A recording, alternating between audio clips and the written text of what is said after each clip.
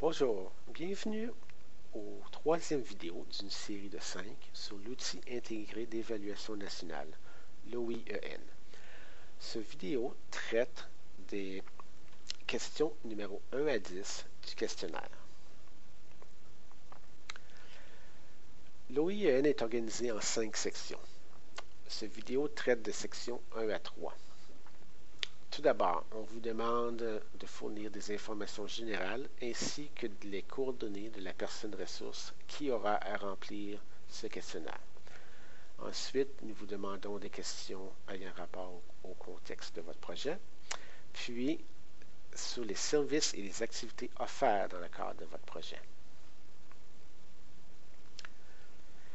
Les informations générales. Tout d'abord, la première question, c'est d'indiquer s'il s'agit d'un projet du PASS ou un projet du PCNP. De fournir le nom du projet ainsi que le numéro de projet. Le numéro de projet, on vous demande de vous référer au courriel initial que vous avez reçu pour l'inscrire. Et finalement, fournir l'adresse postale de votre projet.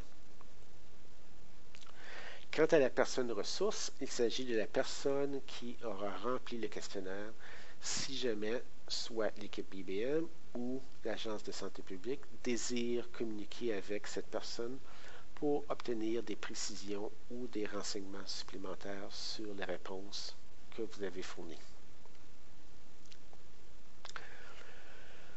La première question, on demande le nombre de semaines pendant lesquelles votre projet est en opération durant la période de référence qui est du 1er avril 2009 au 31 mars 2010. Donc, le chiffre va se situer entre 1 et 52. La deuxième question est légèrement différente par rapport à l'an dernier, parce qu'on demande le nombre de participants, nombre de personnes, soit des parents, enfants ou gardiens, gardiennes, qui ont participé à votre projet sur une base annuelle et non mensuelle. Donc, veuillez noter cette précision, c'est sur une base annuelle. Bien entendu, il ne faut pas compter une personne plus d'une fois.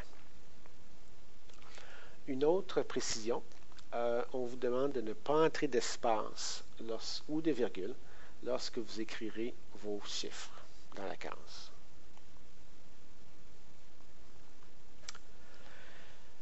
La question numéro 3, en deux parties. On demande quelle région géographique votre projet a-t-elle desservi, soit urbaine, rurale, éloignée et isolée. Sous chaque choix, vous verrez une définition de ce qu'on entend par urbaine, rurale, éloignée, isolée.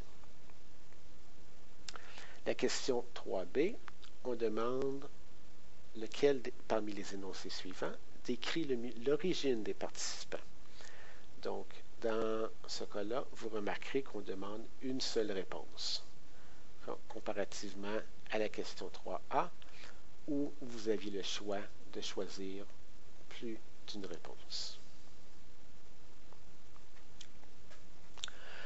À la question 4, on demande à quels endroits les services et les activités de votre projet ont-ils été offerts durant la période de référence. La liste sur le questionnaire est plus longue que ce que vous voyez là, mais veuillez noter que de cocher seulement une seule case par type d'établissement ou par type d'endroit. Donc, par exemple, si les services et les activités sont assurés dans une école qui fait également office de centre communautaire, vous cochez seulement école ou bien centre communautaire et non les deux. La question 5, on vous demande de quelle façon les services et les activités de votre projet ont-ils été offerts. Encore là, on vous demande de choisir toutes les réponses pertinentes. La question numéro 6 traite sur les langues dans lesquelles vos services et activités ont été offerts.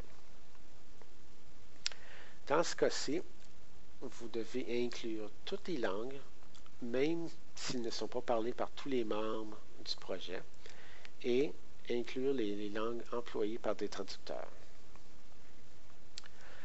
Dans ce cas-ci, vous devez obligatoirement choisir soit anglais ou soit français.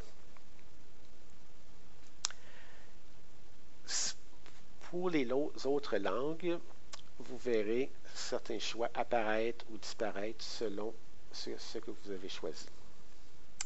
Si une langue ou plus d'une langue n'apparaît pas, veuillez les indiquer dans la case « Autres ». S'il y a plus d'une langue, vous n'avez qu'à écrire la première langue, suivie d'une virgule, la deuxième langue, virgule, ainsi de suite, dans la case à cet effet.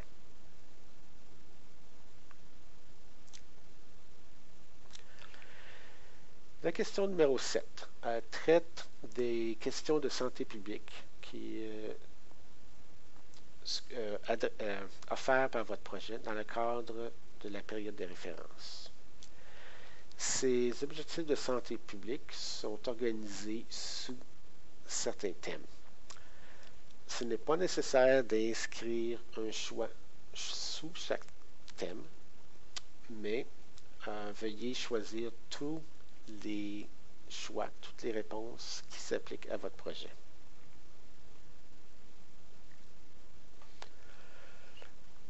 La question numéro 8 vous pose des questions sur les services ou les activités qui ont un lien avec votre mandat, qui n'ont pu être offerts dans le cadre de votre projet.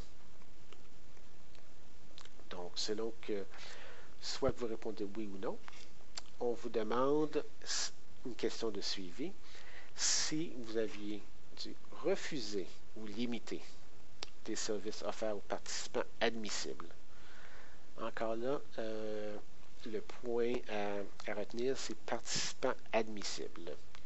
Et c'est défini comme étant une personne qui aurait bénéficié de services, mais dans l'impossibilité de les recevoir en raison de diverses contraintes. Et la question suivante traite justement des raisons pour lesquelles les services ont dû être refusés ou limités. Encore là, juste de bien s'assurer que ce sont des activités et services qui sont en lien avec le mandat de votre projet. Juste à noter, sur le questionnaire, vous verrez qu'il y a une section « Autres raisons pour refuser » et une autre case « Autres raisons pour limiter ».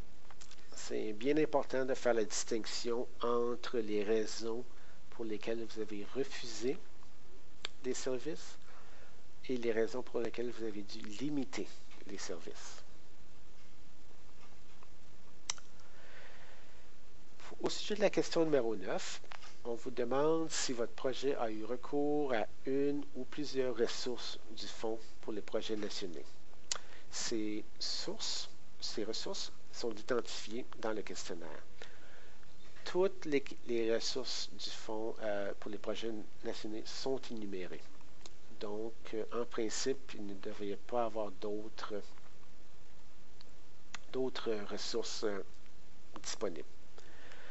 Si jamais la question ne s'applique pas à votre projet parce que vous ne les avez pas utilisées durant la période de référence, bien entendu, vous cochez le premier cercle qui s'intitule « Aucune de ces ressources du Fonds pour les projets nationaux ». Question numéro 10 maintenant.